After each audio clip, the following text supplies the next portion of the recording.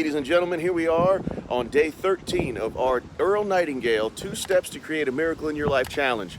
On day 13, something you might be experiencing is that if you have told anybody about your goal, if people see you working harder than you've ever worked before, people acknowledge what you're going after, you might start getting some doubters.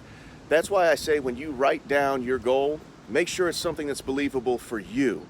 It doesn't have anything to do with what other people think is attainable. You decide what's attainable for you. You decide what's believable for you.